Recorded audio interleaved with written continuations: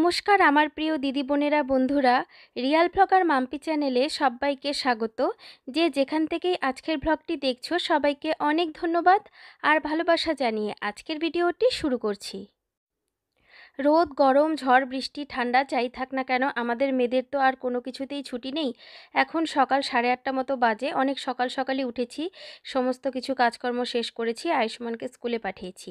তো সকালবেলার থেকে আমার রাত পর্যন্ত যেই কাজকর্মগুলো চলতে থাকে, আসলে ধাপে ধাপে সেই কাজগুলো করতে হয়। সকালের একটা ধাপ শেষ হয়ে গেল, যেটা আয়ুষ্মানকে স্কুলে পাঠানো পর্যন্ত চললো। তো এইবার ঘরদোরগুলো একটু গুছিয়ে নিয়ে তারপরে এসেছি রান্নাঘরে। এখন যে এত গরম, যার জন্য ভাবি যে সকাল সকাল রান্নাবান্না সমস্ত কিছু কমপ্লিট করব। তো এই যে কাঁচা লঙ্কাগুলো দেখো, অনেকগুলো কাঁচা লঙ্কা একসাথে নিয়ে এসেছিলো, সেগুলো ফ্রিজে রেখে দিয়েছিলাম। যেহেতু অনেকটা, তো খাওয়া তো হয়নি এতগুলো একসাথে, আর লঙ্কা তো পরিমাণ মতোই খাওয়া হয়, বেশি তো আর খাওয়া হয় না। তো লঙ্কাগুলো দেখলাম একদম শুকিয়ে গেছে, মোচমোচে হয়ে গেছে একদম। তো এটা আর ফেলবো না, এটাকে জলে ধুয়ে তারপরে অনেকক্ষণ ভিজিয়ে রেখেছিলাম একটুখানি নরম হওয়ার জন্য। এখন দেখো আমি মিক্সিতে পেস্ট করে নিলাম। তো যে কোনো জিনিস আসলে চেষ্টা করি তার সর্বোচ্চ ব্যবহার করার। লঙ্কাটা চাইলে ফেলেই দিতে পারতাম, কিন্তু ভাবলাম যে এটা যেহেতু নষ্ট হয়নি, পচেও নেই, শুধুমাত্র শুকিয়ে গেছে, তো না ফেলে কিন্তু এটা খাওয়া যেতেই পারে, কারণ আমরা তো শুকনো লঙ্কাও খাই।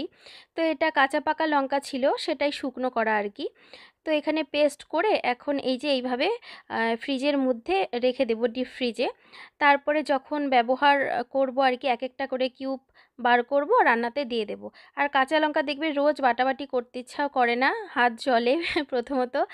আর অল্প অল্প লঙ্কা মিক্সিতে দিলে ভালো মতো পেস্টও হয় না, তার থেকে এটাই ভালো অনেকগুলো লঙ্কা একসাথে বেটে তারপরে ডিপ ফ্রিজে রেখে দিলাম। প্রয়োজন মতো একটা করে কিউব ব্যবহার করা যাবে। আর লঙ্কা তো যতটুকু প্রয়োজন ততটুকুই ব্যবহার করা যায়, চাইলে ইচ্ছে মতো আর বেশি বেশি করে যে খাবো তার তো আর উপায় নেই। এত গরমে মানুষেরই যা অবস্থা, আর শাকসবজির কথা নয় ছেড়েই দিলাম। আর যখন একটু শাকসবজিগুলো শুকিয়ে যাচ্ছে, সেটারও অল্টারনেটিভ ব্যবস্থা আমি করে ফেলি যেন জিনিসটা নষ্ট না হয়। তো এখানে দেখো এখন কিছু রুটি ফ্রোজেন করে রাখবো। এত সকালবেলা রৌদ্র উঠে না, আর রান্নাঘরে আমার বেশি সময় থাকতে ইচ্ছে করে না। সব থেকে যদি এই গরমে কষ্ট হয় আমার, সেটা হলো রান্নাঘরে।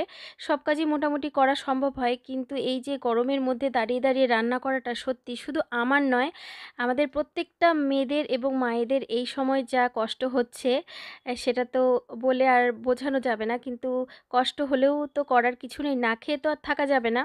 আর দেখো সব সময় আমরা কিন্তু চেষ্টা করি যে একটু ফ্রেশ খাবো, ভালো মতো খাবো, কিন্তু পরিস্থিতি বুঝেও চলতে হয়। আমি সবসময় চেষ্টা করি যে যখনকার খাবারটা তখনই বানিয়ে রাখবো, কিন্তু মাঝে মাঝে এমন পরিস্থিতি হয়ে দাঁড়ায় না, তখন আর সম্ভব হয় না যে তখন আবার করব। তার জন্য কিছু জিনিস আগে আগে রেডি করে রাখি। এই যে এই কয়েকদিন ধরে আমার ভীষণ, বললামই তো তোমাদের, কিছুদিন ধরে প্রচুর চাপ যাচ্ছে, কারণ আয়ুষ্মানের এক্সাম চলে এসেছে, ঘরের এত কাজ, তার মধ্যে ব্লগিংয়ের কাজ। তো আয়ুষ্মান যেটা হয় সকালবেলা টিফিন নিয়ে যায়, কখনো বার্গার কখনো রুটি, এইভাবে অল্টারনেটিভ করে নিয়ে যায়, রুটি বা পরোটা, কারণ ওদের স্কুলে নুডলসটা খুব একটা অ্যালাউ করে না। আর বাদবাকি খাবারগুলো ও তেমন পছন্দ করে না, যার জন্য রুটিটা আমার ফ্রিজে সবসময় রেডি করে রাখতে হয়। আর স্যান্ডউইচটা তো তখনই বানিয়ে দেওয়া যায়। তো এখন যেহেতু এত গরম, তার সাথে চাপটাও অনেকটাই বেশি, তো ভাবলাম কিছু রুটি ফ্রোজেন করে রাখি।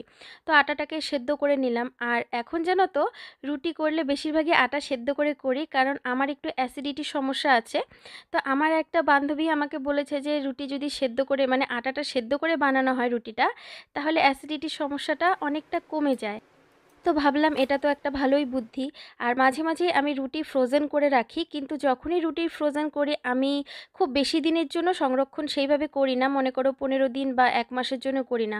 হয়তো আজকে বানালাম 2-3 দিনের মধ্যেই সেটা শেষ হয়ে যাবে, এইভাবেই করি। কারণ খুব বেশি দিন যদি থাকে তাহলে আমার নিজেরই আর খেতে ইচ্ছে করে না। আর রোজ রোজ যেহেতু রুটি বানানোর একবেলা হলেও একটুখানি ঝামেলা থাকে টিফিনে দেওয়ার জন্য, যার জন্য 2-3 দিনের জন্য একবারে বানিয়ে রাখি, তারপরে আবার হয়তো 2-3 দিন পরে বানালাম। বা কখনো কখনো ফ্রেশ বানিয়ে দিই, যখন যেমন আর কি পরিস্থিতি থাকে সেটা বুঝেই চলি। তো রুটিগুলো দেখো হালকা কিন্তু সেঁকেছি এপিট ওপিট, মানে খুব সামান্য সেঁকে ঠান্ডা করে নিয়েছি ভালো করে। এবার এই তো একটা কাচের জারের মধ্যে আমি রেখে দেব। আর রুটিগুলো মাঝখানে কোনো রকম আমি বেকিং পেপার কিছু ইউজ করব না, কারণ এগুলো লেগে যাওয়ার সম্ভাবনা নেই যেহেতু একটুখানি হালকা করে সেঁকা আছে। তো উপরে আরেকটা বেকিং পেপার দিয়ে দিলাম। এইবার দেখো এইভাবে ফ্রিজের মধ্যে রেখে দেবো, এটা ডিপে রাখবো। তো 3-4 দিন এটা ব্যবহার করব, তারপরে শেষ হয়ে গেলে আবার করব। তো এটা কিন্তু খুব ভালো থাকে, একদম বানালেও কিন্তু খেতেও খারাপ লাগে না। তো এই তো একটা সকাল সকাল কাজ শেষ হয়ে গেল। করব বলে অনেক কাজই পিছিয়ে যায় জানো তো। তার জন্য রান্নার আগে রুটির ঝামেলাটা করে রাখলাম, নয়তো আবার রান্নাবান্না হয়ে গেলে ইচ্ছে করবে না, তখন খুব বেশি গরম লেগে যাবে। আর সকালবেলা থেকে এত পরিমাণ রৌদ্র উঠে যে রান্নাবান্না শেষ করার পরে আর এনার্জি থাকে না যে কোনো কিছু করি। যার জন্য এখন সব কাজের আগে যেটা করার চেষ্টা করি সেটা হলো রান্নাবান্নাটা আগে। যেমন হয়তো পুজো টুজো শেষ করে দুপুরবেলার দিকে বা 12টা-11টার দিকে তারপরেই রান্নাঘরে যেতাম যে আস্তে ধীরে করা যাবে, হয়তো সকালের খাবারটা বানিয়ে নিয়ে এলাম। এখন আর সেটা করি না, এখন চেষ্টা করি 11টার মধ্যেই রান্নাটা শেষ করার, কারণ এত গরমে আর রান্নাঘরে থাকাটা খুবই কষ্টকর। তো শুধুমাত্র বিছানাটাই তোলা হয়নি, কারণ আয়ুষ্মান স্কুলে গেল, তখন আর আমার হয়নি এই কাজটা করা। তো এই ফাঁকে এসে বিছানাটা তুলে নিলাম, আর বিছানার চাদর আর কয়েকটা জামা কাপড় কাচতে হবে। তো কাজের মাঝখানে মাঝখানে যখনই আবার একটুখানি সময় পাই সেইভাবে আবার দৌড়াদৌড়ি করে বাকি কাজগুলো করে ফেলি। চেষ্টা করি যে সকাল সকাল সব কিছু করবো, কারণ যত বেলা হতে থাকে তত জানো তো আমার খুব কষ্ট হয়। তো তার মধ্যে শরীরটাও আমার তেমন ভালো না, কয়েকদিন থেকে এই তো তোমাদেরকে বলছি না যে শরীরের একটুখানি অসুবিধে চলছে, কানে ব্যথা, তো এই সব কিছু চলে। তো তার জন্য না মানে চেষ্টা করি নিজের শরীরটাকেও একটুখানি আরাম দেওয়ার। ফ্যানের নিচে আরাম করে বসে সবজিগুলো কেটে নিয়েছি, তারপরে কেটে বেছে ধুয়ে এখন আরেকটুখানি যতটুকু বাকি ছিল সেটাও কেটে নিলাম। তো রান্নাবান্না করব, খুব সাধারণভাবেই রান্না করব, কিন্তু এই গরমে খুব বেশি পদ করব না। যেটা দিয়ে আর কি আমরা সবাই খেতে পারবো সেই ধরনেরই রেসিপি আসলে করার চেষ্টা করি। এই যে দেখো এখানে কালো জিরে, কাঁচা লঙ্কা আর দিয়ে দিয়েছি কয়েক কোয়া রসুন, আর এখানে দিয়ে দিলাম কুমড়ো শাক। ভালো করে ধুয়ে নিয়েছিলাম কুমড়ো শাকটা, তো লবণ দিয়ে দিলাম। এবার কিছুটা ভাজা ভাজা করে নেব। এই যে কুমড়ো শাকটা এটা বাটা করব। এই ধরনের যদি খাবারগুলো থাকে তাহলে আমার আর কিছুই লাগে না। আর তার সাথে হবে মাছের ঝোল। তো মাছের ঝোলটা একটুখানি অন্যরকমভাবেই করব। আর এই গরমে না খুব রিচ খাবার একদমই খেতে ইচ্ছে করে না, হালকা পাতলা খাবারগুলো হলে বিশেষ করে আমার তো খুব ভালো লাগে। আর আমি মাছ খেতে খুব পছন্দ করি, যার জন্য মাছ আমাকে যেভাবে দেওয়া যায় আর কি ঝোল বানিয়ে আমি খেতে পারি। আয়ুষ্মান আবার একদমই মাছ পছন্দ করে না, যার জন্য ওর জন্য আমাকে আলাদা করে কিছু একটা রান্না করতে হয়। তো এখানে দেখো কুমড়ো শাক, তার সাথে আলু আর ঝিঙে কেটে ভালো করে ধুয়ে পরিষ্কার করে নিয়েছি। আর এই যে শাকটা এখানে ভাজা ভাজা হয়ে গেছে, এটাকে ঠান্ডা করে নেব। আমরা বাঙালিরা কিন্তু একটা জিনিসকে যে কত রকমভাবে ঘুরিয়ে ফিরিয়ে রান্না করি তার কোনো ঠিক নেই। আর সত্যি তেল মশলা যদি ঠিকঠাকভাবে পড়ে, লবণ ঠিকঠাকভাবে পড়ে, তাহলে দেখবে সব রান্নাই কিন্তু ভালো লাগে খেতে। তো এখানে জলের মধ্যে দেখো এই যে শাকটা সবজিটা কেটে নিয়েছিলাম সেটা দিয়ে দিয়েছি, এখন ঢাকা চাপা দিয়ে দেব। শুধুমাত্র যে ঝিঙেটা কেটেছিলাম ওটা দেব না এখন, কারণ ঝিঙে খুব তাড়াতাড়ি সেদ্ধ হয়ে যায়। তো এই তো শিলনোড়াতে এখন বেটে নিচ্ছি কুমড়ো পাতাগুলো, কারণ মিক্সিতে যদি পেস্ট করি তাহলে আলাদা একটা টেস্ট হয়, আর শিলনোড়াতে বাটলে একটা এত সুন্দর টেস্ট হয়। যার জন্য আমি সব সময় এই ধরনের রেসিপিগুলো বানানোর জন্য শিলনোড়া ব্যবহার করি। তাছাড়া যখন আমি রান্না বান্না করি আর কি, যখন যেটা প্রয়োজন হয় আমি শিলনোড়াতেও করে নিই, আবার মিক্সিটাও ব্যবহার করি, কারণ মশলা যদি ঠিকঠাক করে বাটা না হয় তাহলে আমার রান্না করতে একদমই ভালো লাগে না। আর মশলা বাটার আমার খুব ভালো অভ্যেস আছে, তাই আমার একদমই মানে অসুবিধা হয় না, হয়তো রান্না করতে করতে 5 মিনিটের মধ্যে মশলাগুলো করে নিলাম।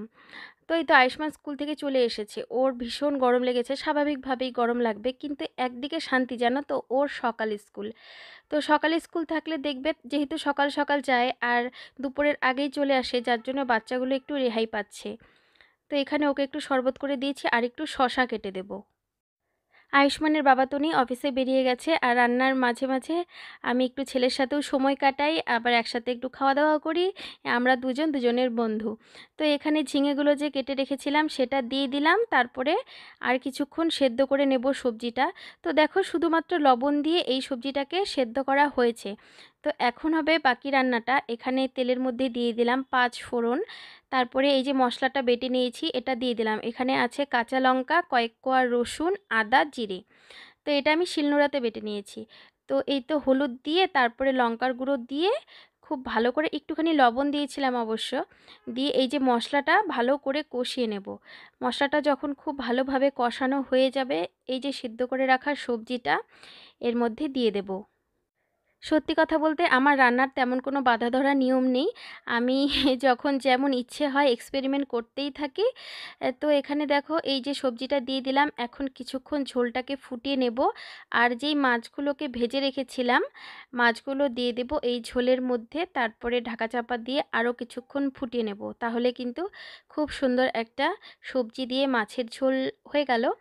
তো এইভাবে খেতে খুব খুব ভালো লাগে। ভাবছো যে কেমন হবে, কারণ অনেকেই আমি জানি এই ধরনের রেসিপিগুলো খুবই কম ট্রাই করে, কিন্তু আমি এর আগেও হয়তো লাউ শাক দিয়ে দেখেছিলাম, সেটা একটু অন্যরকমভাবে করেছিলাম, ভাজা জিরে গুঁড়ো দিয়ে করেছিলাম, কিন্তু এটা আবার মশলাটা বেটে করলাম। এভাবে রান্না করলে না, পাতলা যে ঝোলটা দিয়ে এই গরমে ভাতটা মেখে খেতে সত্যি অসাধারণ লাগে। একবার চাইলে ট্রাই করতেই পারো। তো এই তো দেখো মাছের ঝোলটা কিন্তু প্রায় হয়ে এসেছে, আর দেখতেও কিন্তু খুব ভালো হয়েছে। এত গরমে যদি সকাল সকাল কাজকর্ম শুরু করা যায় না, তাহলে সকাল সকাল কাজ শেষ হয়ে যায়, জানো তো। তাহলে অনেক বেলা করে আর রান্নাঘরে আমাদের কষ্ট করতে হয় না, যার জন্য একটা খাটনি তো করতেই হবে, একটু তাড়াতাড়ি ঘুম থেকে উঠতে হবে। তারপরে জানি অনেকেরই একটু হয়তো অলসতা এসে যায়, তো দুপুরবেলা একটু ভালো করে ঘুমিয়ে নিলেই কিন্তু হয়ে যায়। তো এই যে মাটনটা গতকাল রান্না করেছিলাম, এটা এখন আয়ুষ্মানকে গরম করে দেবো, আর বাকিটা আমাদের রাতে হয়ে যাবে। আর আমার কাজকর্ম কিন্তু 12টার মধ্যে সমস্ত কিছু কমপ্লিট হয়ে গিয়েছিল। তো চলো, আজকের ভিডিওটা আশা করছি তোমাদের ভালো লেগেছে। চাইলে চ্যানেলটাকে সাবস্ক্রাইব করে দিতে পারো। দেখা হবে অন্য কোনো ব্লগে। ততক্ষণের জন্য সবাই ভালো থেকো, সুস্থ থেকো।